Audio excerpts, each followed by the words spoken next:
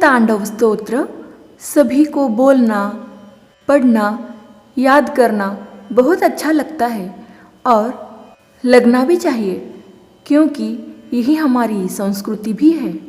और यह पढ़ने और बोलने से एकाग्रता भी बढ़ती है।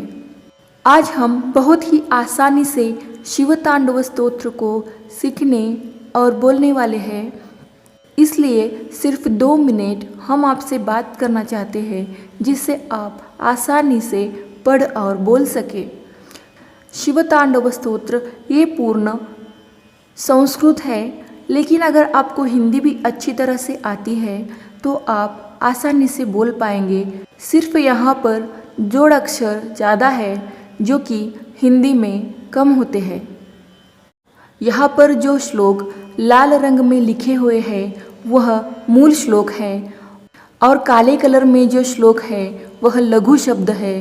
पहले श्लोक के लघु शब्द में अगर देखेंगे तो जटाटवी गलज जल, लेकिन जब हम इसे बात करते हैं तो गलज जल नहीं, क्योंकि ये ज आधा है तो हमें गलज जल ऐसे बोलना है। अगर हम सेकेंड लाइन पर आते हैं तो यहाँ पर गलेव लंब्य लंबिताम, ये जो जोड़ अक्षर है जिस तरह से लिखे हैं उसी तरह से बोलना है। अर्थात गलेव लंब्य में म आधा है तो हमें म आधा बोलना है, ब आधा है तो हमें ब आधा बोलना है, य पूर्ण है तो हमें य को पूर्ण बोलना है। म ब य म्ब्य लंब्य, गलेव लंब्य तो इसमें म आधा हो गया, ब आधा हो गया और य पूर्ण हो गया। जिस तरह से लिखे हुए शब्द है उसी तरह से हमें बोलना है। और इसी लाइन में गलेव लंब में जो एस की तरह आपको दिख रहा है उसे हमेशा अ इस तरह से उच्चार करना है। गलेव गलेव तो इस यस को हमें अ बोलना है। और पहले ही श्लोक में चौथे लाइन पर आप देखेंगे न के आगे 2 अनुस्वार है, उसे हम नह बोलेंगे। शिव के आगे 2 है तो शिव शिवह बोलेंगे। इसी तरह से श्लोक नंबर 2 में चौथे लाइन में रति के आगे 2 अनुस्वार है तो उसे भी हम रति ही ऐसे बोलेंगे। नह शिवह रति इस तरह से बोलना है। और लंबिताम ता के ऊपर जो अनुस्वार है उसे हमें हमेशा म बोलना है। लंबी ताम पहले श्लोक के तीसरे लाइन में भी देखते हैं तो डमरवयम य के ऊपर जो अनुस्वार है उसे हम म ऐसे बोलेंगे, डमरवयम। उसी तरह से चौथे लाइन में तांडवम, तो इस तरह से हम बोलते जाएंगे। 5वें श्लोक के दूसरी लाइन में अगर देखते हैं तो ये जो ड और उसके आगे अनुस्वार दिख रहा है उसे हमें ऐसे करके बोलना है, सरांग घ्री इस तरह से बोलना है। हमें पूर्ण विश्वास है कि 1 से 2 बार में अगर आप हमारे साथ बोलेंगे तो आपको अवश्य ही पढ़ने बोलने तो आएगा और याद भी होने लगेगा। यहाँ पर हमने बहुत आसान तरीके से एक एक शब्द को बोला है, तो आप भी हमारे साथ शिव तांडव स्तोत्र का पाठ पढ़े, बोले और याद करें। जटाटवी गलज्जल प्रवाह पावित स्थले गलेव लंब्य लंबितां भुजंग तुंग मालिकां डम डम डम डम निनादवट्टमर्वयम् चकार चंड तांडवम तनोतु नः शिवः शिवम् जटाकटाह संभ्रम भ्रमन्निलिम्प निर्झरी विलोल वीचिवल्लरी विराजमान मूर्धनि धगद धगद धगज्ज्वल ललाटपट्ट पावके किशोर चंद्रशेखरे रतिः प्रतीक्षणं मम।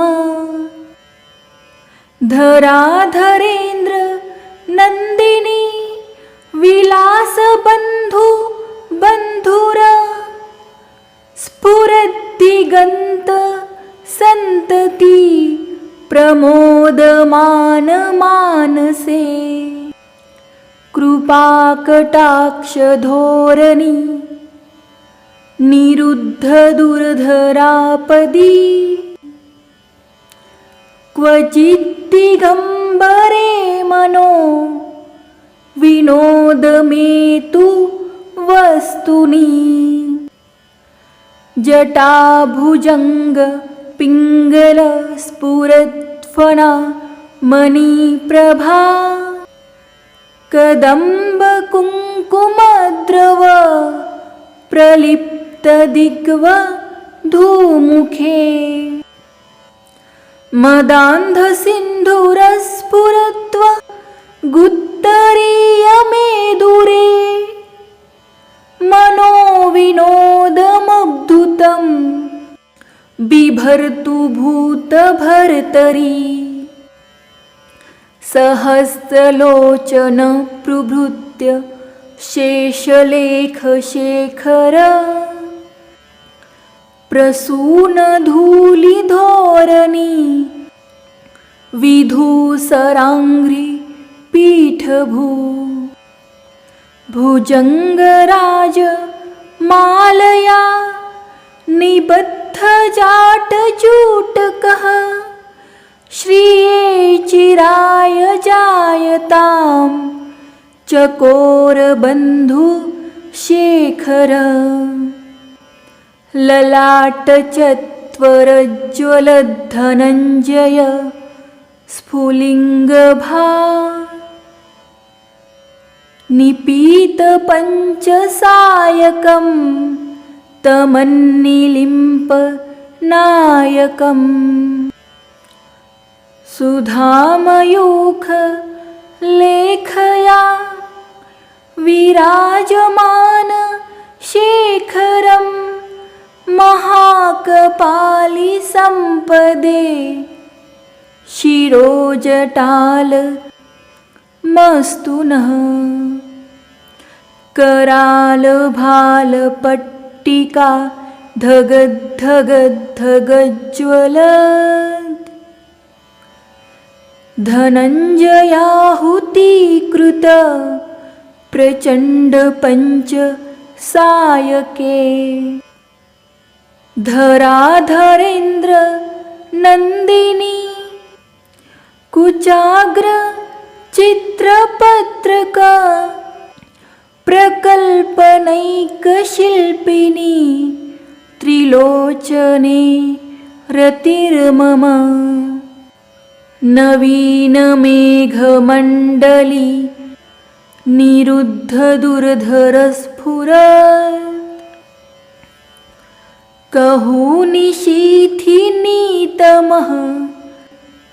प्रबन्धबद्ध कंधर। निलिम्पनिर्झरी धरस्तनोतु कृतिसिन्धुर कलानिधान बन्धुर श्रियं जगद्धुरन्धर। प्रफुल्लनीलपङ्कज प्रपञ्चकालिमप्रभा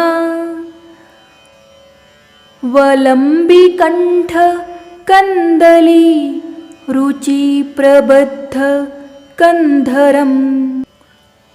स्मरच्छिदं पुरच्छिदं भवच्छिदं मखच्छिदं गजच्छिदान्धकच्छिदं